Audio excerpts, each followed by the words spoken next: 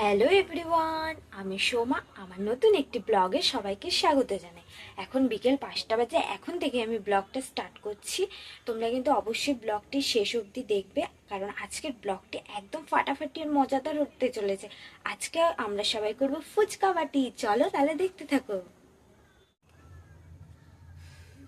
তো বন্ধুরা, এখন আমি ফুচকার যে আলু মাখা করে, তো ওই আলুটা সিদ্ধ দিয়ে দিচ্ছি, আলুটা মাখবো বলে।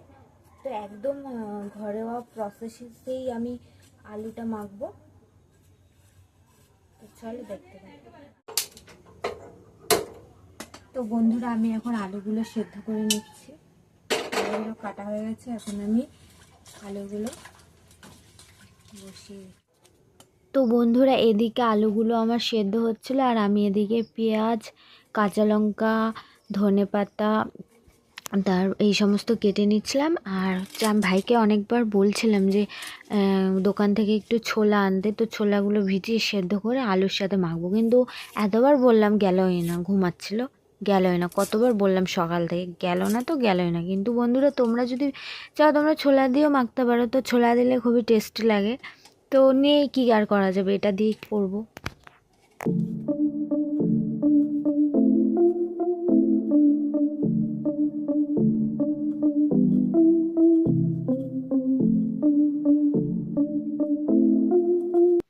তো বন্ধুরা, আমার এদিকে যা যা লাগবে আলু মাখার জন্য সেই উপকরণগুলো আমার কাটা হয়ে গেছে। আর এদিকে দেখো, আমি যে প্রথমে আলুগুলো সেদ্ধ দিয়েছিলাম সেগুলো সেদ্ধ হয়ে গেছে।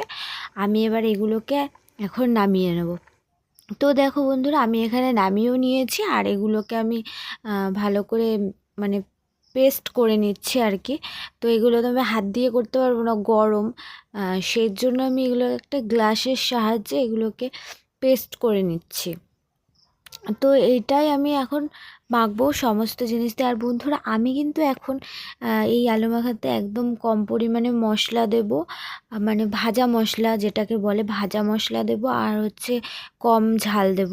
তো দেখো বন্ধুরা, আর এদিকে দেখো এই যে এগুলো আমি হচ্ছে দোকান থেকে কিনে এনেছি। তো এগুলো আমি এখন এগুলোই ভেজে নেবো তেলের মধ্যে। তো এখানে মনে হচ্ছে একদম অল্প কটা, কিন্তু না বন্ধুরা, এখানে কিন্তু অনেক কটা আছে, 20টা মতন আছে। তো বন্ধুরা দেখো, এদিকে আমি তেলও দিয়ে দিয়েছি, আর একটা ফুচকা প্রথমে ট্রাই করে দেখছি ফোলে নাকি। তো প্রথমবার আমি এই দোকান থেকে কিনে এনে এই ফুচকাটা আমি ভাজছি আর কি। তো ভালোই ফুলছিল। তো বন্ধুরা, আরও ফুলবে। তো তোমরা যদি বেশি তেল দিয়ে ভাজো, কিন্তু আমি একদম কম তেল দিয়ে ভাজছি, কারণ তোমরা তো জানো আমি একদম কম তেল খাই। তো দেখো, এই যে আমি ভেজে নিচ্ছি। তো দেখো কত সুন্দর হয়েছে, পুরো বলের মতন, কি দারুণ দেখাচ্ছে। ফার্স্ট করলাম তো, তাই মানে খুব মজা হচ্ছে বেশ। তো দেখো, হেভি লাগছে কিন্তু।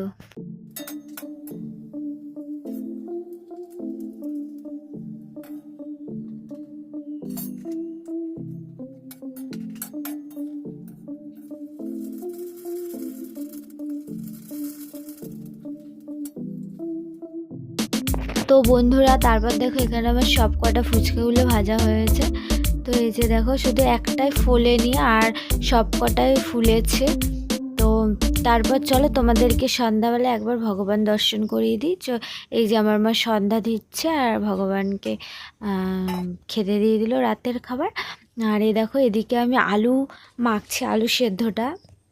তো এখানে কাঁচা পেঁয়াজ দিয়ে দিয়েছি, আর দেখো ধনেপাতাও দিচ্ছি, আর এখানে হচ্ছে ওই কাঁচা লঙ্কা কুচি আছে, তো আমি এখানে কাঁচা লঙ্কা কুচি দিয়ে দিচ্ছি। আর তোমাদের তো আগে বললাম চাইলে ছোলাও দিতে পারো, তো আমার কাছে ছোলা ছিল না, তাই দিইনি। আর এদিকে দেখো, আমি এখানে আবার ভাজা মশলাটাও দিচ্ছি। ভাজা মশলাটা আমি একদম কম পরিমাণে দিয়েছি, আর এখানে সামান্য লবণ দিচ্ছি স্বাদ মতন। তো এটাকে আমি এখন ভালো করে মেখে নেব। আর বন্ধুরা, আমি এই আলু মাখার মধ্যে হালকা অল্প একটুখানি তেঁতুল দিয়ে দিলাম।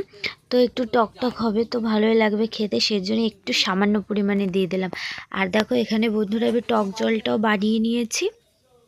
তো আমার একদম খাওয়ার জন্য কমপ্লিট হয়ে গেছে, এই যে দেখো।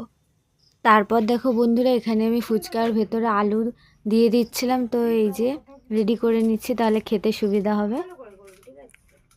আসছে না রে, যেরকমই আসুক না কেন, একটু সুন্দর করে মানে একটু নাড়াচাড়া কর, আবার একটু হাতের দিকে নিয়ে, এবার একটু এরম নিয়ে এই ফুচকাগুলো কিন্তু দারুণ, কারণ বাকিটা আমি একা একা তুলেছি এর জন্য বলছি। সেই রে ফুচকাগুলো আবার আসলে নেব, আবার আসলেই নেব।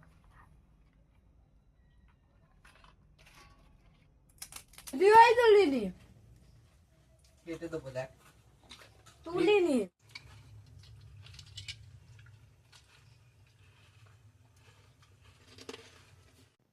তো বন্ধুরা এইভাবেই আমরা আজকে সন্ধ্যাবেলা ফুচকা পার্টি করলাম।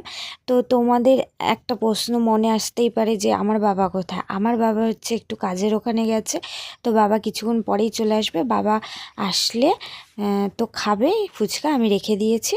তো বন্ধুরা তাহলে আজকে ব্লগটি এখানেই শেষ করলাম। যদি ভালো লাগে তাহলে লাইক কমেন্ট শেয়ার সাবস্ক্রাইব করো। দেখা হচ্ছে নেক্সট ব্লগে।